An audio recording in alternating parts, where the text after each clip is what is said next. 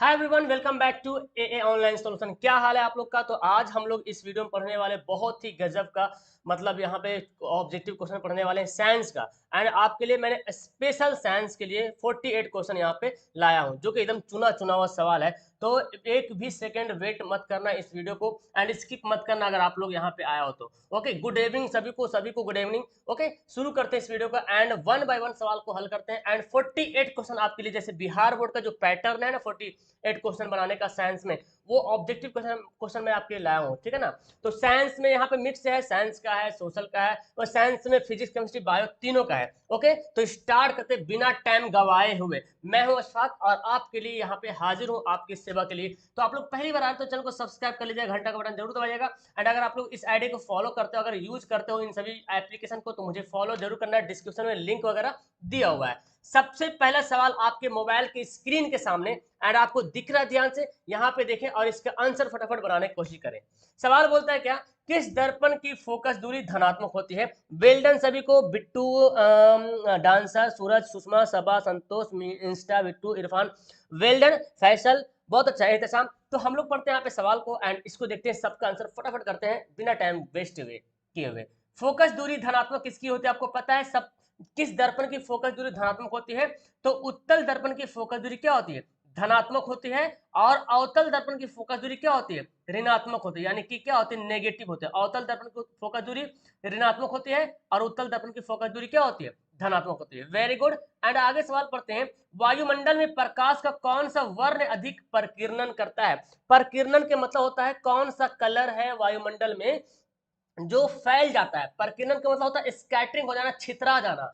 तो देखते हैं आप, नीला रंग जो है बहुत ज्यादा स्कैटरिंग होता है, इसीलिए आकाश जो है नीला दिखाई पड़ता है। ठीक है ना। आकाश जो नीला दिखाई पड़ता है इसी की वजह से, क्योंकि नीला रंग का स्कैटरिंग बहुत ही ज्यादा होता है, प्रकीर्णन बहुत ज्यादा होता है, इसलिए जो है आकाश नीला दिखाई पड़ता है। और लाल रंग का तरंगदैर्घ्य बहुत ही ज्यादा होता है, इसीलिए जो है सूरज निकलता है और सूरज डूबता है तो जो है क्या होता है, हमको लाल दिखाई पड़ता है। सूरज डूबते हैं और निकलता है उस टाइम हमको क्या दिखता है, सूरज लाल की तरह दिखाई पड़ता है, क्योंकि उस लाल रंग का तरंगदैर्घ्य जो है सबसे ज्यादा होता है। और लाल रंग का यूज पता है, सिग्नल में यूज करते हैं ना जी, सिग्नल में यूज करते हैं, खतरनाक वगैरह है ना। सिग्नल है तो उसके लिए यूज किया जाता है लाल रंग का। Option number B. नेक्स्ट पढ़ते हैं, विद्युत आवेश का मात्रक क्या है। बहुत ही इंपॉर्टेंट क्वेश्चन आपके एग्जाम के व्यू से बनता है, क्योंकि विद्युत आवेश हो या ओम हो, प्रतिरोध हो, ये सब सवाल बार बार पूछता है। आवेश तो पूछ ही लेता है, मात्रक पूछता है। विद्युत आवेश यानी कि इलेक्ट्रिक चार्ज का एसआई मात्रक क्या है। तो देखिए इसका आंसर क्या कूलाम हो जाएगा, ऑप्शन नंबर सी, डी वाला। एंड एम्पियर पता आपको विद्युत धारा का मात्रक है, आपको पता होना चाहिए। और ओम जो है प्रतिरोध का मात्रक है। ये जो मैं ऑप्शन बता रहा हूँ ये सब ऑप्शन आपको पता होना चाहिए, नहीं तो फिर आप ध्यान से इसको देखिए और नोट कर लीजिए या तो स्क्रीनशॉट ले लीजिए। वोल्ट जो है विभवांतर का मात्रक है, ठीक है ना। वोल्ट किसका मात्रक है, विभवांतर का मात्रक है। Okay, option number D. Next पढ़ते बाबू, क्या बोलता है सत्य, यहाँ पे संबंध सत्य कौन सा है, कौन सा संबंध यहाँ पे सत्य है। मतलब ये हुआ कि V बराबर फॉर्मूला होता है, V बराबर IR। ये किसका फॉर्मूला होता है, ये ओम के नियम का फॉर्मूला होता है। ठीक है ना, ओम के नियम आप लोग आगे पढ़ोगे फिजिक्स में, या तो पढ़ लिए होंगे विद्युत वाला चैप्टर में। ओम का नियम होता है, उसका फॉर्मूला होता है V बराबर IR। तो ये फॉर्मूला हमारा बिल्कुल करेक्ट होगा, ऑप्शन नंबर सी। ठीक है। चलिए पांचवा सवाल देखिए, स्वच्छ ऊर्जा स्रोत कौन है। क्लीन एनर्जी, इसका मतलब ये होता है, स्वच्छ का मतलब होता है साफ सुथरा, यानी कि ऐसा एनर्जी जिसको बहने पे, जिसका यूज करने पर हमारा वायु जो है, पर्यावरण जो है गंदा ना होता हो, उसको बोलते हैं क्लीन एनर्जी, है ना। तो कोयला को जब जलाते हैं तो धुआं निकलता है एकदम खतरनाक वाला, जिससे वायु वायु क्या होता है, वायुमंडल क्या बोलते हैं, वायुमंडल बोले खराब गंदा हो जाता है ना, वायु गंदा हो जाता है, हमको सांस लेने में परेशानी होती है।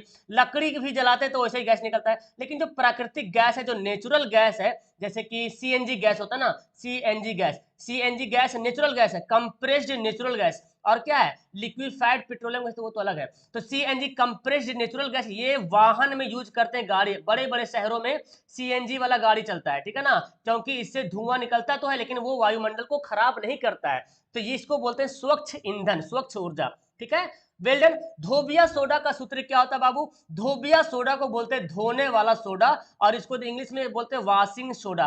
कभी कभी हिंदी में बोल देता है बाबू, कभी कभी हिंदी में लिख देगा कि वॉशिंग सोडा कौन इनमें से है, इनमें से कौन सा जो है वॉशिंग सोडा या धोने वाला सोडा कौन है? तो धोने वाला सोडा सोडियम कार्बोनेट, याद कीजिएगा इसका नाम क्या है, सोडियम कार्बोनेट। क्या है? Sodium carbonate. सोडियम अगर पूछेगा रासायनिक नाम तो यही बताइएगा, सोडियम कार्बोनेट। और 10 भाग क्या है? पानी है। देखिए 10H2O, 10 भाग क्या है? पानी है। Option number B.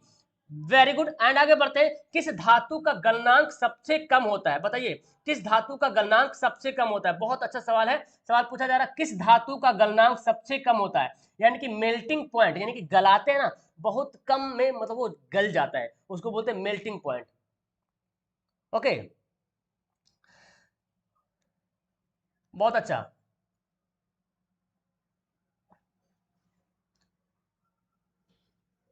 ऐसे तो पारा जो है, पारा का गलनांक बहुत कम होता है, लेकिन यहाँ पे बताया किस धातु का गलनांक जो है सबसे कम होता है ना, सबसे कम यहाँ पे। तो क्या हो जाएगा? सोडियम। ओके, कहाँ गया इसका आंसर? दिख रहा है आपको? Very good. सोडियम का गलनांक जो है सबसे कम होता है बाबू, ठीक है ना, सोडियम का गलनांक जो है सबसे कम होता है। चलिए आगे बढ़ते हैं, सवाल आगे बोलता है ऑक्सीजन के दो परमाणुओं के बीच कितने आबंध होते हैं? मैंने बताया था आपको, ऑक्सीजन के दो परमाणु, जैसे कि आपको ऑक्सीजन O2 लिखते हैं ना, ऑक्सीजन, तो इसके दो परमाणु जो है O2 डबल बॉन्ड इसमें होता है, ठीक है ना। कितने आबंध होते हैं? तो ड्यू, यानी कि डबल बॉन्ड, इसको बोलते हैं ड्यू आबंध का मतलब हुआ डबल बॉन्ड हुआ, ठीक है ना। और आपको पता हो, जल्दी से कमेंट में छापो तो, नाइट्रोजन के दो परमाणुओं में कितने बॉन्ड होते हैं और हाइड्रोजन के दो परमाणुओं के बीच कितने कितने आबंध होते हैं? ये भी सवाल पूछा है एग्जाम में, इसलिए मैं बता दे रहा हूं। नाइट्रोजन के दो परमाणुओं में पता है क्या? ट्रिपल बॉन्ड होता है, ट्रिपल बॉन्ड होता है नाइट्रोजन के दो परमाणुओं में, और हाइड्रोजन के दो परमाणुओं में सिंगल बॉन्ड होता है। ये तीनों पॉइंट आपके लिए एकदम बहुत ही इंपॉर्टेंट एंड लाभदायक होने वाला है, नोट डाउन कर लेना या तो स्क्रीनशॉट लेना। स्वपोषी पोषण के लिए आवश्यक है, जो पौधा अपना भोजन खुद बनाता है उसको बोलते हैं स्वपोषी, है ना। जो जीव, या तो जीव तो होगा नहीं, पौधा ही होगा। जो पौधा, अक्सर सभी पौधे अपना भोजन खुद बनाते हैं, उसके लिए पर्णहरित चाहिए। पर्णहरित को यहाँ पे गलती लिखा हुआ है, पर्णहरित को बोलते हैं क्लोरोफिल बोलते हैं, ठीक है ना, क्लोरोफिल बोलते हैं, क्लोरोफिल। तो पर्णहरित चाहिए, सूर्य का प्रकाश चाहिए, कार्बन डाइऑक्साइड का चाहिए, सभी लोग यहाँ पे सभी की जरूरत है, ठीक है ना। स्वपोषी पोषण के लिए सभी जरूरी है। एक ऐसा पौधा का नाम बताओ जो स्वपोषी नहीं है, जो परपोषी है। बताओ एक ऐसा पादप, है ना, परपोषी पादप, परपोषी पादप का नाम बताओ कौन है? परपोषी पादप का नाम बताओ। और एक उसी में से दोनों आ जाएगा, परपोषी पादप कौन कौन होगा? तो एक तो एग्जाम्पल हो जाएगा क्या? कसकुटा, ठीक है ना, कसकुटा, जिसको बोलते हैं कसकुटा तो हो गया इंग्लिश वर्ड, हो गया ना। इसको बोलते हैं गोबर छत्ता, बोलते हैं हिंदी में गोबर छत्ता, गोबर छत्ता बोलते हैं। सॉरी सॉरी, तो मैंने उल्टा लिख दिया है। गोबर छत्ता तो मशरूम को बोलते हैं ना, मशरूम बोलते हैं। कसकुटा बोलते हैं यार, इसको क्या बोलते हैं? अमरबेल, अमरबेल को बोलते हैं, ठीक है ना, अमरबेल, अमरबेल को बोलते हैं कसकुटा। और एक है दूसरा गोबर छत्ता, ठीक है ना, गोबर छत्ता, जिसको बोलते हैं मशरूम। ये दोनों पौधा है, पादप है, लेकिन अपना भोजन खुद से नहीं बनाता है, इसलिए परपोषी पादप में आता है, ठीक है प्यारे। बहुत खूब। आगे बढ़ते, उभयलिंग जंतु कौन है? उभयलिंगी जंतु, इनमें से कौन सा जंतु जो उभयलिंगी जंतु है, ठीक है ना। जैसे देखिए कुत्ता एक उभयलिंगी जंतु नहीं, क्योंकि कुत्ता में मेल और फीमेल दोनों होता है, होता कि नहीं होता है? एक कुत्ती, क्या बोलते हैं उसको यार, कुत्तिया बोलते हैं, कुत्ता बोलते हैं, बिल्ली बिल्ला सब होता है, बकरी बकरा होता है, लेकिन केचुआ में ऐसा नहीं होता है, दोनों लिंग उसी में होता है, ठीक है ना। केचुआ में मतलब मेल का और फीमेल का दोनों का लिंग उसी में होता है, तो केंचुआ हो गया उभयलिंगी जंतु। आगे बढ़ते हैं, पादप हार्मोन यहाँ पे कौन है? तो आपको पादप हार्मोन पढ़ना है, उसमें देखिए थायरॉक्सिन, इंसुलिन, एस्ट्रोजन, ये तीनों नाम जो है पादप हार्मोन है, पादप हार्मोन है ही नहीं। साइटोकाइनिन, क्या है? साइटोकाइनिन जो है पादप हार्मोन है। और कौन कौन है पादप हार्मोन है? जिब्रेलिन, याद कर लीजिएगा नाम, पादप हार्मोन कौन कौन है? जिब्रेलिन, ठीक है ना, जिब्रेलिन है। और कौन है? ऑक्सिन है। ये सब पादप हार्मोन नाम पूछेगा, ऑक्सिन हो गया, और एबिसिसिक एसिड बोलते हैं, और इथिलीन हो गया, ठीक है ना, इथिलीन। और एक तो दिख रहा है यहाँ पे एस्ट्रोजन, पता है क्या होता है? मादा, मादा हार्मोन, मादा जनन हार्मोन, ये तो मादा हार्मोन बोलो यहाँ पे डायरेक्ट, है ना, मादा हार्मोन है ये, ठीक है ना। चलिए आगे बढ़ते हैं, जैव विविधता का विशिष्ट स्थल क्या है, ठीक है ना। जैव विविधता का विशिष्ट स्थल का मतलब ये हुआ कि जब हम फसल क्षेत्र में या नदी क्षेत्र में, समुद्र क्षेत्र या वन क्षेत्र में, इन चारों में से कौन सा क्षेत्र में जाते हैं जहां पे हमें बायोडाइवर्सिटी देखने को मिलता है, मतलब हर प्रकार की नेचुरली चीज देखने को मिलता है वहां पे, ठीक है ना। जैसे जानवर देखने को मिलता है, हर प्रकार के जानवर देखने को मिलेगा वहां पे, एंड हर प्रकार के पेड़ पौधे दिखेगा, तो वो कौन है, वो वन होगा, ठीक है ना। वन जो है बायोडाइवर्सिटी हॉट स्पॉट है, ठीक है ना, ऑप्शन नंबर डी। आगे बढ़ते हैं, मानव का मुख्य उत्सर्जी अंग इनमें से कौन है, मानव का मुख्य उत्सर्जी अंग इनमें से कौन है, ठीक है ना। तो क्या होगा, सबसे मेन जो उत्सर्जी अंग है, यानी कि बॉडी के अंदर जो बेकार की पदार्थ को शरीर से बाहर निकालते हैं, वो वाला अंग कौन है, वृक्क है, कौन है, किडनी है, वृक्क है। ओके, ऑप्शन नंबर ए, बहुत खूब। एंड आगे बोलते हैं एंड्रोजन कौन सा हार्मोन है, देखिए एक तो पूछता है एस्ट्रोजन, और यहाँ पे आगे क्या, एंड्रोजन, एंड्रोजन कौन सा हार्मोन है, तो एंड्रोजन जो है लिंग हार्मोन है, लेकिन मादा में या पुरुष में, तो एंड्रोजन जो है नर में पाया था, नर के मतलब होता है पुरुष, ठीक है ना, नर में पाए जाने वाला सेक्स हार्मोन बोलते हैं, ठीक है, मेल सेक्स हार्मोन कौन है, एंड्रोजन है, और फीमेल सेक्स हार्मोन क्या है, एस्ट्रोजन है। ये दोनों पॉइंट को याद कर लीजिएगा, अच्छी तरीके से सवाल बहुत बार पूछा है। ओके, ऑप्शन नंबर ए होगा, बहुत खूब। एंड आगे बोलते हैं आप लोग तो ये वीडियो को लाइक पे कर दो, अच्छा लग रहा है वीडियो तो मुझे लाइक करके बता दो यस सर मुझे मजा आ रहा पढ़ने में, ताकि मैं आपके लाइक की जनसंख्या को देखूं और मुझे अपने आप में विश्वास हो जाए कि जो मैं पढ़ा रहा हूं वो एक्चुअली में आपको बहुत ही मजा आ रहा पढ़ने में, ठीक है ना। विद्युत मोटर परिवर्तित करता है, विद्युत मोटर का क्या काम है बाबू, विद्युत मोटर क्या करता है, विद्युत मोटर, जैसे विद्युत मोटर जो घर में मान लेते विद्युत मोटर लगा हुआ है, पानी चलाने वाला रखते हैं ना मोटर, तो उसके लिए क्या करते हैं, हम जब स्विच ऑन करते हैं, जब बिजली उसमें प्रवाहित करते हैं, यानी कि विद्युत धारा जब देते हैं उसमें, तो विद्युत धारा लेती है और उसके मोटर के अंदर यांत्रिक ऊर्जा पैदा होता है और फिर पानी को बाहर खींच के निकालता है, ठीक है ना। तो विद्युत ऊर्जा को यांत्रिक ऊर्जा में बदलता है कौन, विद्युत मोटर। और एक आता है यांत्रिक ऊर्जा को विद्युत ऊर्जा में कौन बदलता है, डायनमो, कौन, डायनमो बोले या तो फिर जनरेटर बोले, यानी कि जनित्र बोले, जनित्र और डायनमो दोनों के सेम काम है, ठीक है ना, यानी कि यांत्रिक ऊर्जा को विद्युत ऊर्जा में बदलना, और विद्युत मोटर विद्युत ऊर्जा को यांत्रिक ऊर्जा, ये दोनों पॉइंट बहुत काफी इंपोर्टेंट, क्योंकि सवाल में ये दोनों में से कोई सवाल पूछ ही लेता है एग्जाम में, और पूछा भी गया है। आगे बढ़ते, अम्ल का पीएच मान क्या होता है बाबू, अम्ल का जो पीएच मान होता है वो 7 से कम होता है, क्या, अम्ल का पीएच मान 7 से कम होता है, और क्षार का पीएच मान क्या होगा, 7 से ज्यादा होगा, और 7 के बराबर जो पीएच मान होगा वो किसका होगा, उदासीन होगा, ठीक है ना, उदासीन विलयन का पीएच मान 7 के बराबर होगा, ठीक है ना। एक रक्त वाला पीएच मान बहुत बार पूछता है, जल्दी से कमेंट करो रक्त का पीएच मान कितना होता है। उसके बाद एक आता है नींबू का पीएच मान, ये दोनों बहुत काफी इंपोर्टेंट है, नींबू का पीएच मान कितना होता है, रक्त का पीएच मान 7.4, बहुत बार पूछा है। एक शुद्ध जल का पीएच मान भी आता है, शुद्ध जल का पीएच मान, तो शुद्ध जल का पीएच मान 7 होगा, नींबू का 2.2 से 2.4 होता है, ठीक है ना। ये सभी इंपोर्टेंट आपके लिए, बहुत अच्छा। हाँ, 7 से कम। आगे, सभी जीव जंतुओं के लिए ऊर्जा का अंतिम स्रोत क्या है, जितने प्रकार के जीव जंतु पाए जाते हैं पृथ्वी पे उसका अंतिम स्रोत क्या है, अगर ग्रह, चंद्रमा, सूर्य, कोयला, तो ये सबसे अंतिम स्रोत क्या है, यानी कि आखिरी तक बचने वाला जो एक सोर्स है वो क्या है, सूर्य है, जो कि आखिरी तक चल बचेगा, है ना। Very good. आगे देखो सवाल यहाँ पे क्या बोलता है, आवाज कम हो रहा, किसकी उपस्थिति के कारण पौधे का रंग जो है हरा होता है, बताइए किसकी उपस्थिति के कारण पौधे का रंग हरा होता है, पौधों का जो रंग हरा होता है, ग्रीन होता है, क्लोरोफिल के कारण या ल्यूकोप्लास्ट के कारण या फाइटोक्रोम के कारण, तो क्लोरोफिल के कारण, है ना, क्लोरोफिल के कारण क्या होता है, पौधे का रंग हरा होता है, ठीक है। आगे बढ़ते हैं, टेहरी बांध का निर्माण किस प्रदेश में किया गया है, टेहरी बांध, है ना, टेहरी बांध का निर्माण जो है उत्तराखंड प्रदेश में किया है, उत्तराखंड में, कहा किया गया, उत्तराखंड में है, उत्तराखंड में टेहरी बांध है, ठीक है ना। और ये किस नदी पर है, टेहरी टेहरी टेहरी टेहरी, भाई साहब नदी का नाम याद नहीं आ रहा, चल तुम लोग को अगर याद है तो मुझे बता, टेहरी बांध जो है किस नदी पर है, मुझे बता सकते हो आप लोग, किस नदी पर टेहरी बांध जो है किस नदी पे बना हुआ है। ओके, अच्छा मैं भी देखता हूँ। ओके, आगे देखते हैं सवाल, आगे बताओ यहाँ पे क्या है, ग्लूकोज का रासायनिक सूत्र बताइए, फास्ट में क्या होता है, ग्लूकोज का रासायनिक सूत्र क्या होता है, ग्लूकोज का रासायनिक सूत्र C6H12O6, ये बहुत ही फेमस क्वेश्चन है, C6H12O6 होता है, ठीक है, ग्लूकोज का रासायनिक सूत्र होता है, ठीक है।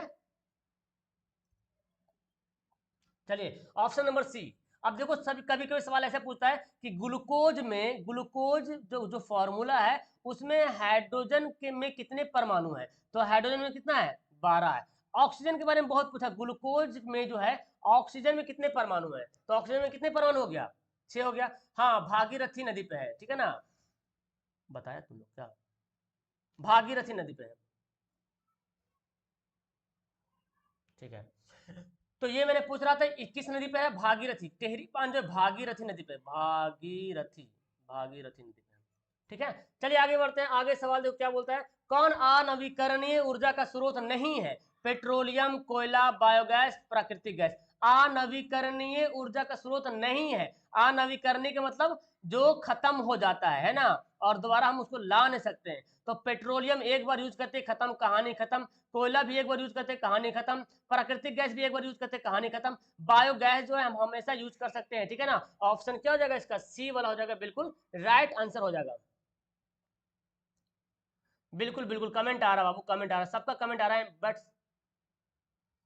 वीडियो रुक जा रहा, सही बात है क्या, ये भाई ऐसा मत बोलो, अभी कोई कुछ मत बोलो वीडियो के बारे में आवाज बहुत कम आ रहा, आवाज तुम देखो, कहानी खत्म, बायोगैस जो है मेरे पास तो क्लियर आवाज आ रही भाई, आवाज तो मेरे पास क्लियर आ रही।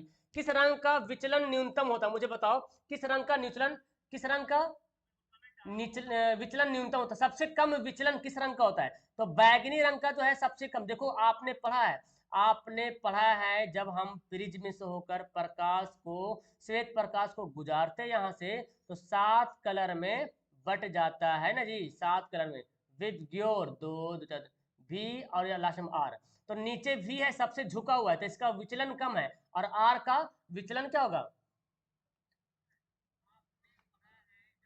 हाँ न्यूनतम विचलन है, विचलन किसका न्यूनतम होगा, लाल का होगा, सॉरी बैगनी में बोल दिया, रेड, उल्टा में बोल दिया, लाल का विचलन कम होता है, ठीक है ना, और बैगनी का विचलन जो है सबसे ज्यादा होता है, ठीक है ना, लाल का विचलन कम होता है, बैगनी का विचलन सबसे ज्यादा। हाँ विचलन बोला गया, विचलन सबसे कम विचलन किसका, देखो लाल का तरंग दैर्घ्य ज्यादा और विचलन कम होता है, और बैगनी का तरंग दैर्घ्य कम होता है और विचलन ज्यादा होता है, ठीक है ना, रेड होगा। आगे बढ़ते, तरंग दैर्घ्य का को सामान्यतः व्यक्त किया जाता है, जैसे कि हम लोग विद्युत धारा को एम्पियर से डिनोट करते हैं ना, एम्पियर से, विद्युत धारा को एम्पियर से डिनोट करते हैं, प्रतिरोध को ओम से डिनोट करते हैं, है ना, उसी तरह से तरंगदैर्घ्य को एंगस्ट्रम से डिनोट करते हैं, एंगस्ट्रम से।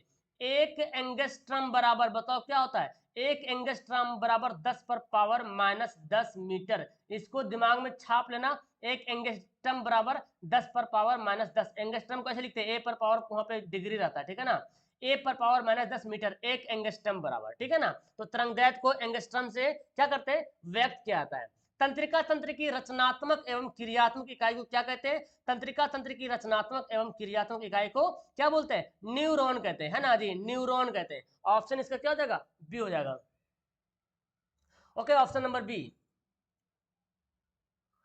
आगे सवाल बढ़ते हैं, किस माध्यम में प्रकाश की चाल सबसे अधिक होती है, किस माध्यम में प्रकाश की चाल सबसे अधिक होती है, ये मुझे बताओ। सब टीवी टॉक्स, ठीक है बाबू, मैं देखता हूं, किस माध्यम में प्रकाश की चाल सबसे अधिक होती है, बताओ इसका आंसर क्या होगा। सबसे कम जो है प्रकाश की चाल किसमें होता है, बताओ, सबसे अधिक बोला ना, सबसे अधिक प्रकाश की चाल कहां होगा, निर्वात में, निर्वात में प्रकाश की चाल सबसे अधिक होता है।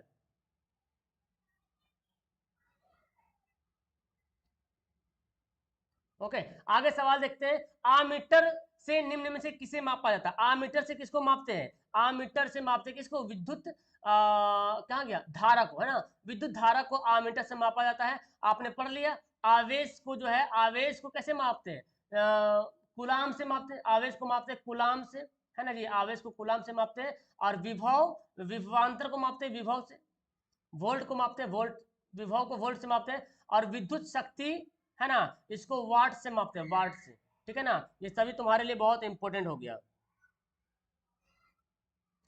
चलिए आगे देखते हैं, आगे देखते हैं सवाल, आगे बोलता है, पौधे में जनन अंग कहाँ पाए जाते हैं, पौधे में जनन अंग कहाँ, तना में, जड़ में, पुष्प में या फल में, पौधे में जनन अंग कहाँ पाए जाते हैं, ये मुझे बताओ, इसका आंसर क्या होगा। पौधे में जनन अंग कहाँ पाया जाता है, पौधे में जो जनन अंग होता है वो जो है फूल में पाया जाता है, पुष्प में, क्योंकि फूल ही तो ना फल बनता है, जो जो पौधा में जो फ्लावर होता है, फ्लावर में फ्रूट बनता है, और फ्लावर में अंडाशय, फ्लावर जो है अंडाशय की शक्ल में होता है, और वही अंडाशय जो है फल की शक्ल बन जाता है। तो जनन अंग कहाँ पाया था, पुष्प में। Okay, option number C. 1 milli ampere, देखो ये याद करो, 1 मिली एम्पियर, एम ए के मतलब हो गया 1 मिली एम्पियर, और 1 मिली एम्पियर बराबर होता है 10 पर पावर -3 एम्पियर, ठीक है ना। और एक आता है 1 माइक्रो एम्पियर, तो माइक्रो में एम लिखा रहेगा, 1 माइक्रो एम्पियर, यहाँ पे मैक्रो लिखा रहेगा, 1 माइक्रो एम्पियर। 1 माइक्रो एम्पियर बोलेगा तो 10 पर पावर -6 हो जाएगा, ठीक है ना। 1 माइक्रो एम्पियर बोलेगा तो क्या हो जाएगा, 10 पर पावर -6 होगा। आगे बढ़ते हैं, नेक्स्ट सवाल देखते हैं, चींटी के डंक में कौन सा अम्ल पाया जाता है। ये बहुत अच्छा सवाल है, बताओ जल्दी फटाफट कि चींटी जो डंक मारता है, कभी कभी लाल चींटी जो होता है ना वो ज्यादा खतरनाक होता है, जब डंक मारता है आपको तो बहुत ही ज्यादा मतलब जलन पैदा होता है कि नहीं जी, जलन पैदा होता है। तो बोला गया चींटी के डंक में कौन सा अम्ल पाया जाता है, तो इसको क्या बोलते हैं, हाँ मिथेनोइक अम्ल बोलते हैं, मिथेनोइक, और इसी को बोलते हैं फॉर्मिक अम्ल। इसी का नाम दूसरा क्या है, फॉर्मिक अम्ल नाम, मिथेनोइक इसी का नाम है और फॉर्मिक अम्ल भी इसी का नाम है, ठीक है ना। चलिए आगे देखते हैं सवाल आगे क्या बोलता है। नेक्स्ट सवाल है, मनुष्य के शरीर की सबसे बड़ी ग्रंथि। ये सवाल बहुत ही ज्यादा इंपॉर्टेंट हो गया कि मनुष्य के शरीर की सबसे बड़ी ग्रंथि कौन सी। सबसे बड़ी ग्रंथि बोला जाएगा तो क्या हो, यकृत हो जाएगा। यकृत जो है सबसे बड़ी ग्रंथि है, ठीक है ना। और सबसे छोटी ग्रंथि अगर पूछा जाए तो क्या होगा, सबसे छोटी ग्रंथि क्या होगा, सबसे छोटी ग्रंथि, मनुष्य के शरीर की सबसे छोटी ग्रंथि कौन हो जाएगा, तो सबसे छोटी ग्रंथि हो जाएगा पीयूष ग्रंथि। क्या बोलते हैं उसको, पीयूष ग्रंथि बोलते हैं, है ना। पीयूष ग्रंथि यानी कि पिट्यूटरी ग्लैंड, जिसको मास्टर ग्रंथि भी कहा जाता है। शरीर की सबसे छोटी ग्रंथि को क्या बोलते हैं, पीयूष ग्रंथि बोलते हैं। ओके चलिए तो आगे बढ़ते हैं, सवाल बोलता है किशोर अवस्था में होने वाले शारीरिक परिवर्तन का कारण क्या है। यानी कि जब लड़का या लड़की जवान हो जाता है, ठीक है ना, जवान होना शुरू होता है तो उसके शरीर में कुछ परिवर्तन आता है, कुछ चेंजेस आता है। जैसे कि लड़कों में देख लीजिए या लड़कों लड़कियों दोनों में देख लो, है ना, प्राइवेट पार्ट में बाल वगैरह निकल जाना, दाढ़ी वगैरह निकल जाना, है ना, वो थोड़ा होशियार हो जाना, और थोड़ा सा उसमें फीलिंग आ जाना, प्यार मोहब्बत करने की भावना फीलिंग आ जाना। तो ये सब जो है कैसे होता है, तो लड़कों में टेस्टोस्टेरोन नाम का एक हार्मोन होता है, जिसकी वजह से लड़का ये प्यार व्यार के चक्कर में पड़ता है। और लड़कियों में एस्ट्रोजन नाम का हार्मोन होता है। मतलब बोला जाए ये दोनों हार्मोन जो है, ये आप इसको सेक्स हार्मोन बोल सकते हैं, यानी कि लिंग हार्मोन बोला जाता है। किशोर अवस्था में होने वाले शारीरिक परिवर्तन, तो ये दोनों हार्मोन रिलीज होते हैं जब बॉयज और गर्ल्स जो है किशोर अवस्था होना शुरू होता है, यानी कि यंग होना जब शुरू हो जाते हैं तो, ठीक है ना। Option D. आगे बढ़ते, जीन शब्द किसने प्रस्तुत किया था। जीन शब्द किसने दिया था, तो याद कीजिएगा जोहानसन ने जीन शब्द दिया था। ओके 1909 ईस्वी में जोहानसन ने जीन शब्द दिया था, ठीक है।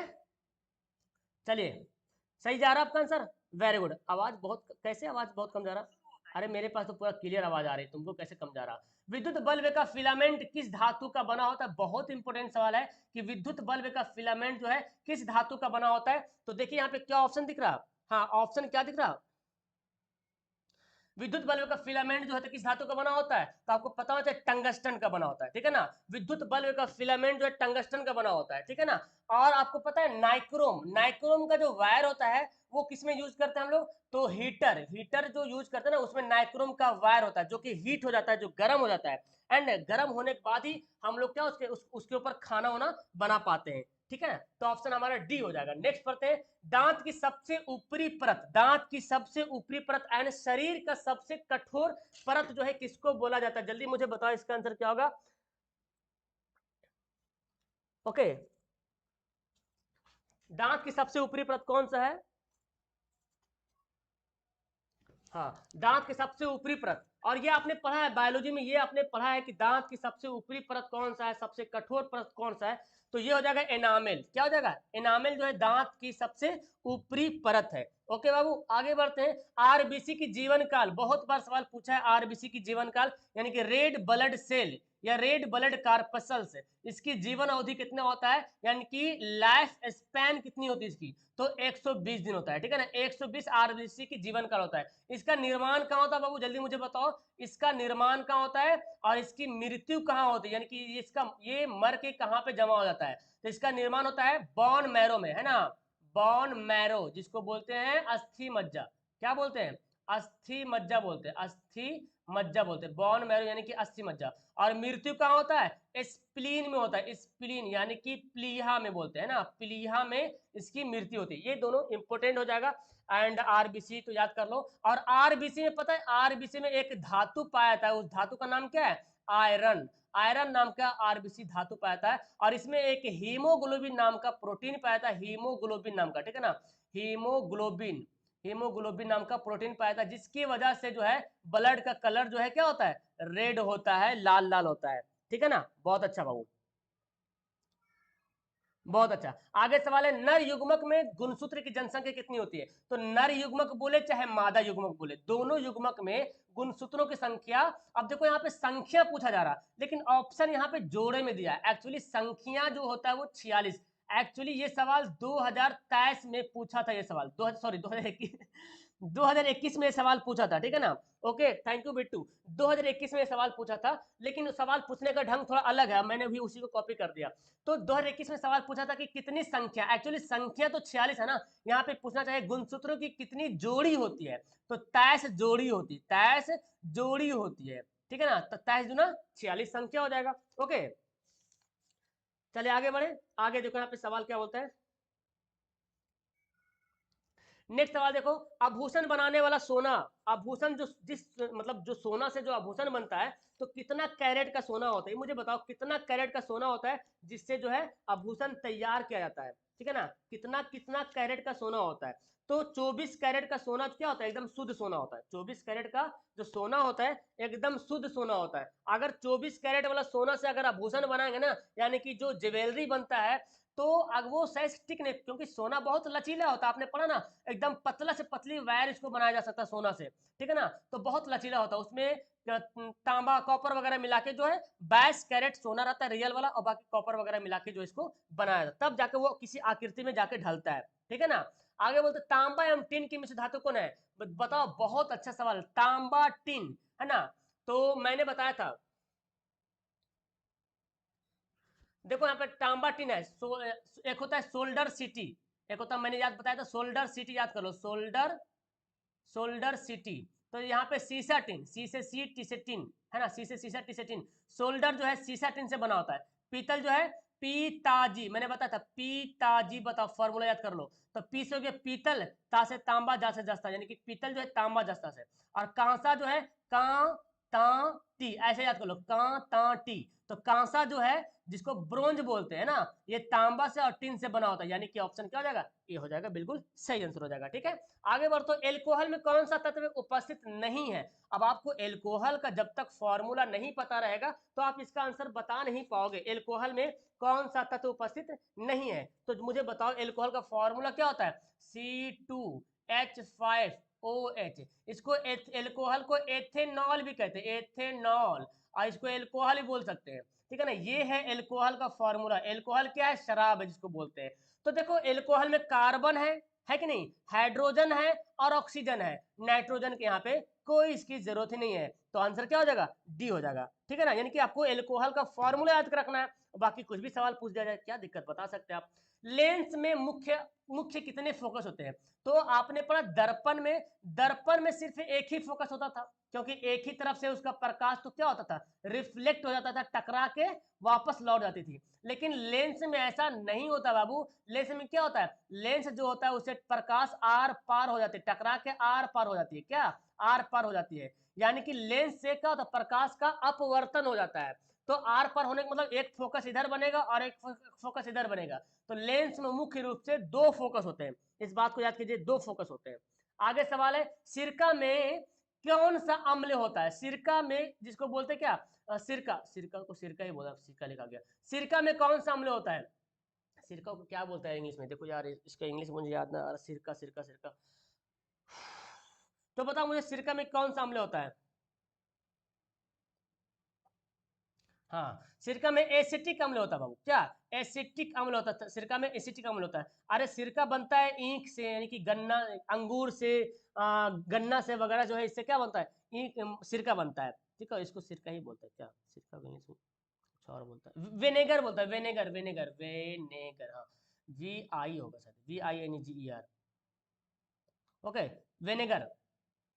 हिंदी में लिखता हूँ, वे विनेगर विनेगर, ठीक है ना। तो एसिटिक अम्ल जो है सिरका में पाया जाता है। आगे पढ़ो, तारे के टिमटिमाने का कारण क्या है? जो आकाश में तारा टिमटिमाते हुए आप देखते हैं, उसका कारण क्या है? किस वजह से तारे टिमटिमाते हैं?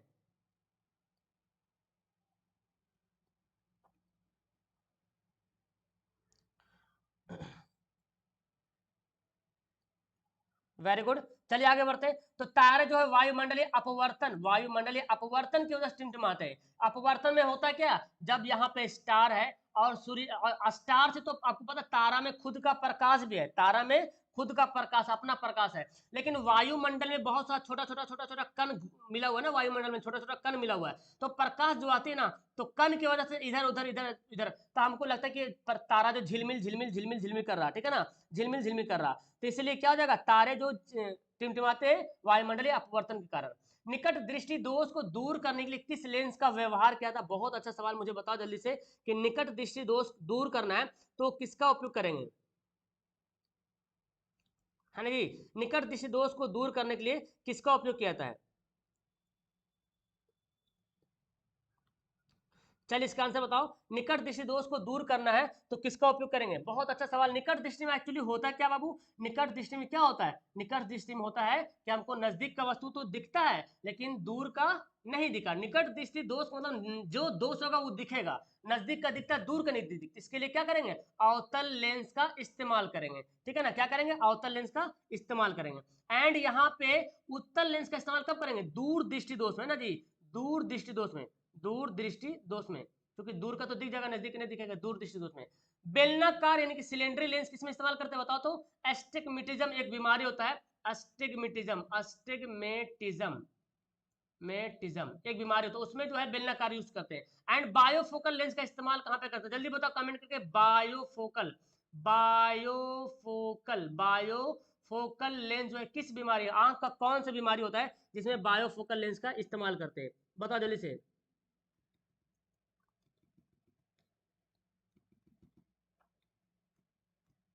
है ना जी, आंख का कौन सा लेंस होता है जिसमें बायोफोकल लेंस का इस्तेमाल करते हैं?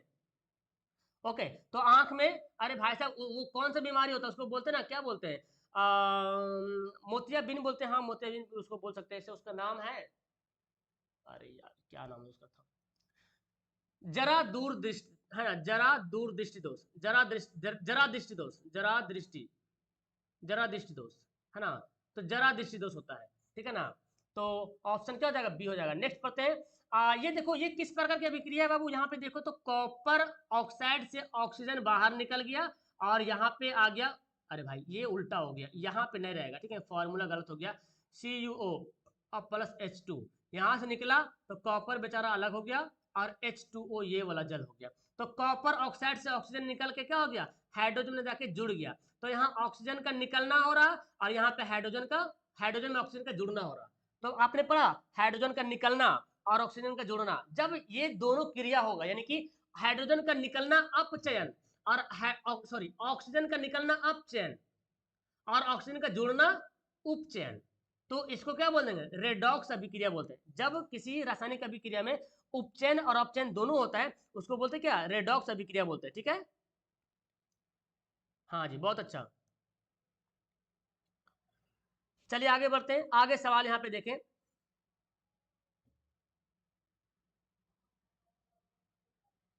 आगे सवाल देखें। वायुमंडल में CO2 गैस की उपस्थिति कितनी है? वायुमंडल में कार्बन डाइऑक्साइड गैस की मात्रा कितनी है? बताओ जल्दी से कमेंट करके।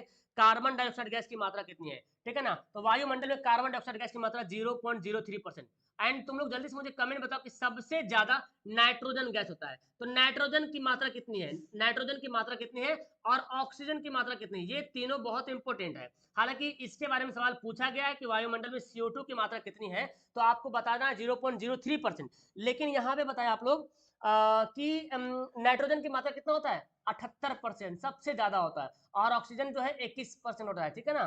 तो हमारा ऑप्शन क्या हो जाएगा? बी हो जाएगा राइट आंसर। नेक्स्ट सवाल पढ़ते हैं। ऑक्सीजन क्या है? देखिए मैंने पूछ लिया था, यहाँ पे आ गया। ऑक्सीजन क्या है? एक हार्मोन है। क्या? एक हार्मोन है और ये पादप हार्मोन है बाबू, है ना, पौधे में पाए जाने वाला हार्मोन, ठीक है ना। ऑक्सीजन एक हार्मोन है जो पौधे में पाया जाता है, ठीक है ना। ऑक्सीजन क्या है? एक हार्मोन जो पौधे में पाया, एंजाइम नहीं है, ये एंजाइम नहीं है। Very good. एंड आखिरी सवाल देखता हूं कौन पहले आंसर बताता है, उस तरीके का नाम लिया जाएगा। मनुष्य के शरीर की सबसे बड़ी ग्रंथि, एंड यहाँ पे सवाल फिर से रिपीट हो गया, खैर कोई बात नहीं, सबसे बड़ी ग्रंथि लीवर को बोला था, सबसे बड़ी ग्रंथि। ओके, आप मुझे ये बताओ एक ऐसी ग्रंथि जिससे हार्मोन भी निकलता है, जिससे हार्मोन तथा एंजाइम्स दोनों निकलते, कौन ऐसी ग्रंथि? ऑप्शन में दिया हुआ है, हार्मोन तथा एंजाइम्स दोनों निकलते, कौन ऐसी ग्रंथि है जिससे हार्मोन भी निकलता है और एंजाइम से भी निकलता है? ओके, कौन सी ग्रंथि है? वो है अग्नाशय ग्रंथि, पैंक्रियाज ग्रंथि। ओके, अग्नाशय ग्रंथि है। ओके, एक होता है एड्रीनल ग्रंथि, एड्रीनल ग्रंथि बहुत ही ज्यादा फेमस होता है, इससे एड्रीनलिन नाम का हार्मोन होता है, एड्रीनलिन, एड्रीनलिन आपको ब्लड प्रेशर को कंट्रोल करता है ना, ब्लड प्रेशर को कंट्रोल करने वाला एड्रीनलिन हार्मोन होता है। जब आप कभी दौड़ते हो तो आपका हार्ट बीट बहुत ज्यादा बढ़ जाता है, उसको कंट्रोल करता है एड्रीनलिन हार्मोन, ठीक है ना। तो यहाँ पे 47 क्वेश्चन हो गया, एंड आखिरी 7 आप सभी के लिए देखता हूँ कौन कौन पहले पहले यहाँ पे कमेंट आंसर करेगा। ओके, चलो यहाँ पे मानव मादा में जनन तंत्र भाग नहीं है, चलो मतलब ये हो रहा कि मानव मादा मतलब महिला में जनन तंत्र का भाग नहीं, यानी कि 3 पार्ट जो है मानव मादा जनन तंत्र का है, ठीक है ना, और एक पार्ट जो है वो जनन मादा का नहीं बल्कि पुरुष का हो जाएगा। जैसे देखिए अंडाशय, गर्भाशय, शुक्रवाहिका, डिंब वाहिनी, डिंब वाहिनी बोलते हैं, डिंब दम नहीं। बहुत अच्छा, वेरी गुड, मजा आ रहा। तो मेरे उम्मीद उम्मीद करता हूँ कि आपको 48 क्वेश्चन में 48 क्वेश्चन आप लोगों ने बनाया, एंड मैंने जितना सारा क्वेश्चन बताया सारा के सारा एकदम राइट आंसर की। कोई किसी बच्चे ने कमेंट करा था कि सर सबसे कम गलनांक कॉपर का होता है। बाबू कॉपर का गलनांक बहुत ही ज्यादा हाई होता है, ठीक है ना, मैंने आपको सही बताया, सोडियम का गलनांक बिल्कुल सबसे कम होता है उन 4 ऑप्शन में। Very good. शुक्रवाहिका, शुक्रवाहिका जो है मानव जनन तंत्र भाग नहीं, Anjali, Prince, Dilshad, very good. Veer, Khurshid, Amisha, Tufail, Saba, Dilshad, Parvati, Golden, Rishi, Shankar and Rahul, Irfan Ali, Prince, Nishu, Gulshan, Smart, Sahil, Pundev, Tunni, Rahul, Prince, Shankar, Amardeep, Prince, Jabir, Parvati, Rishi, Amisha, Arbaz, Ankit, Raja, Jabir, Dilshad, very good. Motivation Shayari